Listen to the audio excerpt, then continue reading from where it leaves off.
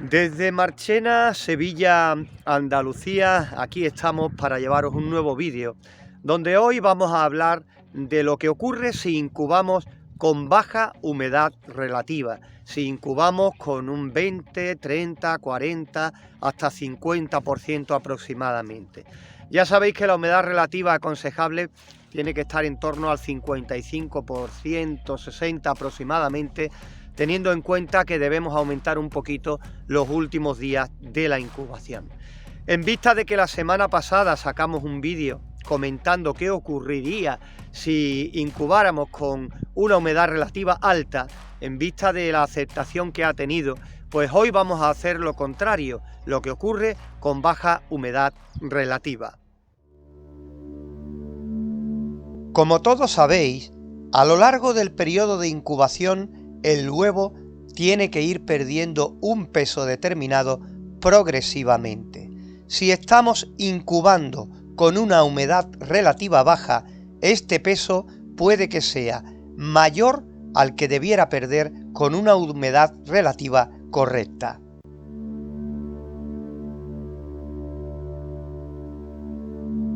Con todo esto, corremos el riesgo de que el pollito durante su periodo de formación coja una severa deshidratación.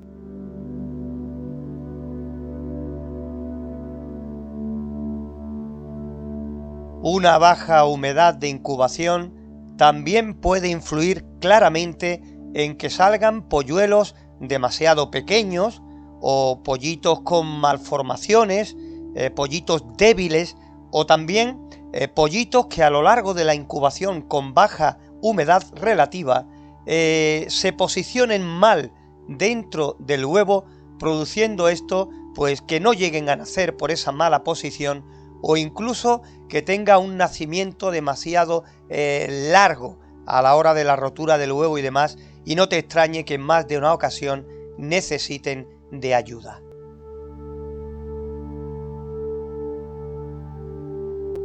Por todo esto, muchas veces se dan casos de que cuando estamos en plena incubación realizamos ovoscopia y se ve una formación aparentemente correcta. Vemos movimiento en el embrión e incluso el pollito formándose aparentemente de forma correcta cuando ya está avanzada dicha incubación. El problema viene con humedad relativa baja de incubación, que cuando estamos en la fecha del nacimiento, el pollito pica, pero se queda ahí. El pollito pica, pero ya no puede pasar de ahí. La piel que envuelve el interior del huevo aprisiona al pollito como si fuera un plástico que le impide totalmente la movilidad. Esa membrana, mejor dicho, se queda dura y pegada totalmente al pollito, y eso es debido a la baja humedad relativa. Como siempre decimos en estos casos, tenemos que ayudarles a nacer y muchos salen poquito a poco adelante, pero esos pollitos ya no recuperarán la formación normal que hubiera sido correcta si todo se hubiese desarrollado bien. Ese retraso continuarán llevándolo en su periodo de crecimiento. También ocurre que muchas veces cuando somos conscientes al final de la incubación que hemos tenido esa humedad relativa baja, queremos rectificar, pero ya no podemos modificar todo el proceso que hemos llevado hasta ese momento.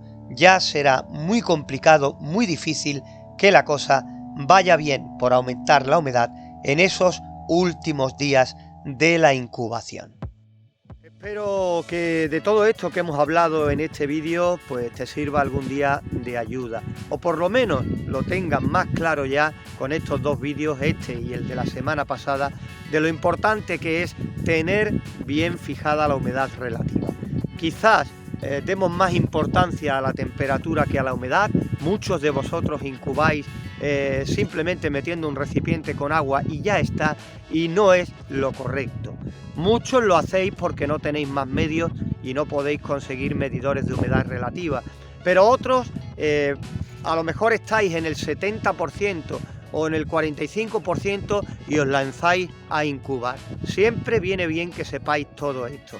Si ya estamos casi a punto de obtener la humedad relativa ideal, hay que echarle más horas e intentar centrar esa humedad en el 60% aproximadamente. Desde Marchena, Sevilla, Andalucía, un saludo a todos.